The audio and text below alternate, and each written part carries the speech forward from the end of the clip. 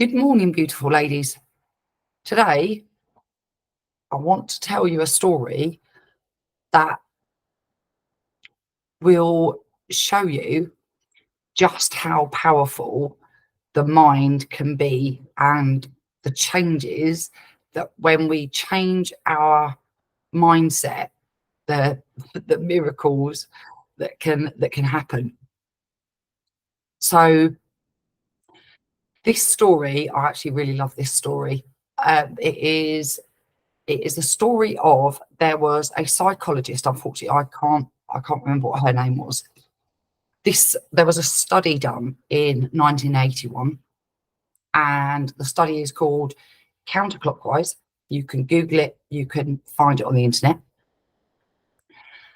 And this study was done on a group of men aged between the ages of 70 and 80. There were 16 men, probably thinking, what on earth has this got to do with us? But bear with me. So a group of men aged 70 to 80, and there were 16 men. The psychologist divided them into two groups. So you've got two groups of 8. And these men were all measured in various different forms, height, weight, hand length, various different things, various different measurements, etc. And even their physiological condition, etc., was all noted. So these men were divided into the two groups, and the first group, so the first group of 8, were placed into a monastery for 5 days only, and all they had to do while they was in the monastery was to reminisce that it was 22 years earlier, so around about 1958. So reminisce that they, how they was when they was 22 years younger.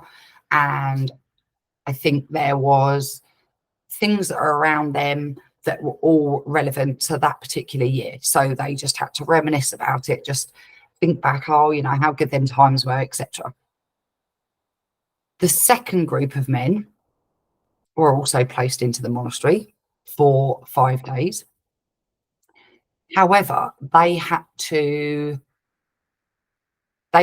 act as though they were 22 years younger. So still 1959. So, they are on average sort of between the ages of 50 and 60. And they've got to act now as though they are 50 or 60 years old. Still only there for 5 days.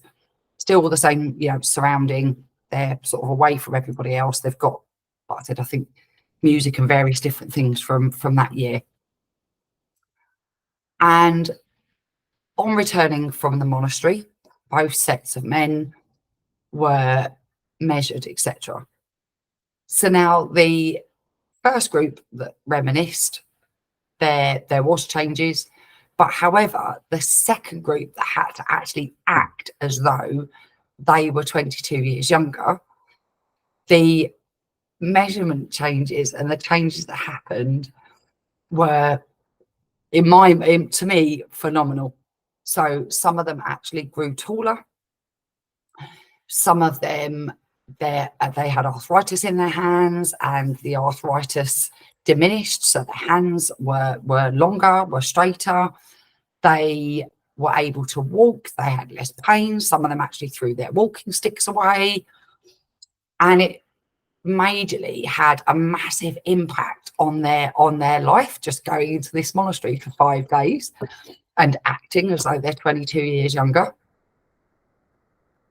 So to me, it's just, I personally think it goes to show just how powerful our minds can be. Now, whilst that is really, really positive and fantastic, what other things can we, can our mind be creating for us that's negative? Like, obviously, on the worst case scenario, drug addicts, alcoholics, etc. Now, in terms of this story, so yeah, it is. It's a study, and it's done on it's done 1981, and it's on Google. So, however, like I said, I really love this story.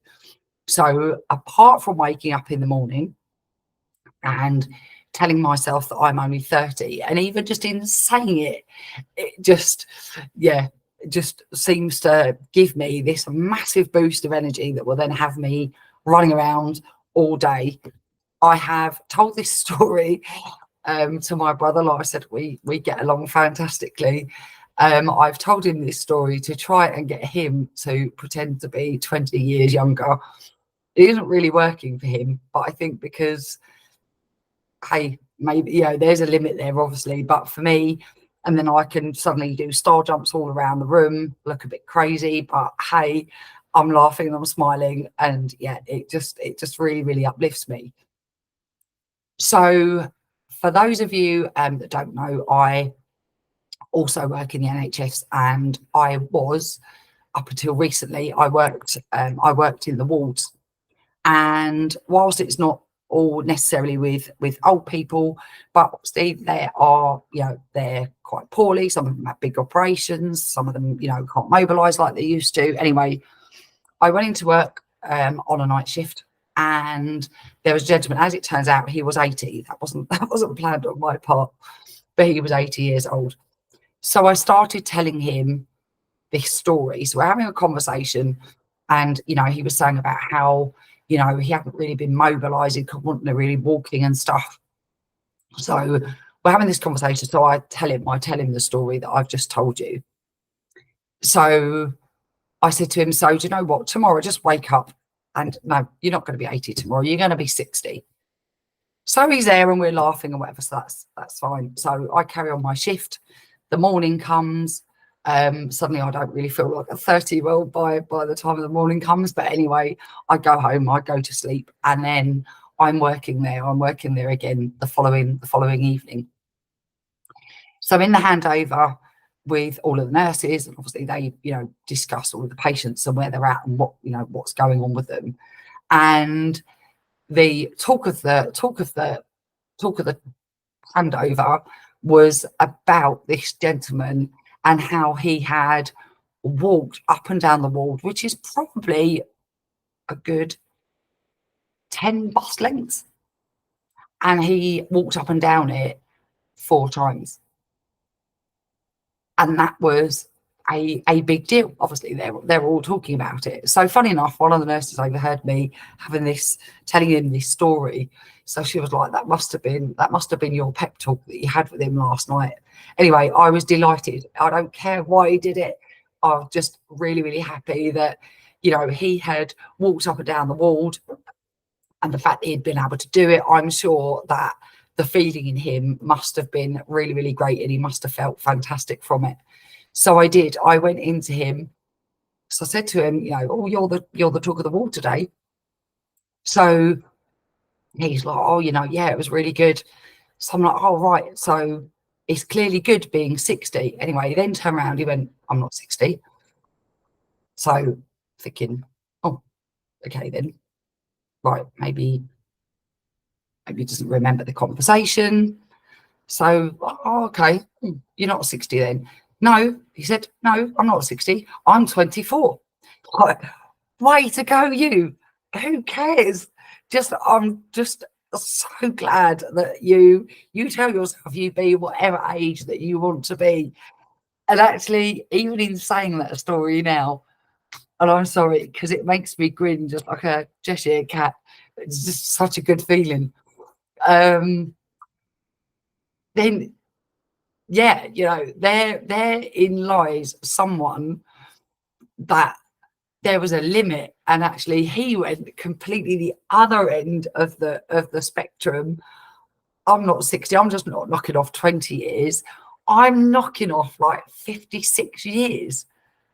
And by doing that with his mind, that is what gave him, I don't know, the energy, the confidence, the whatever it is that had him walking up and down that ward 4 times.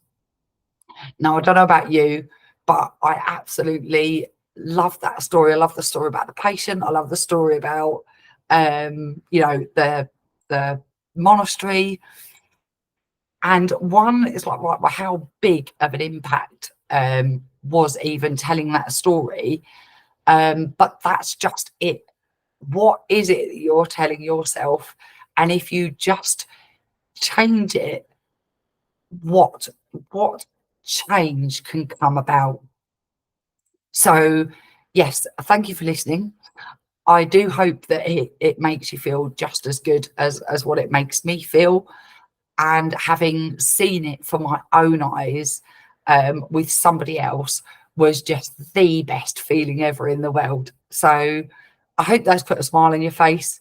And yeah, I hope it's giving you pause for thought to think, what is it that I'm telling myself?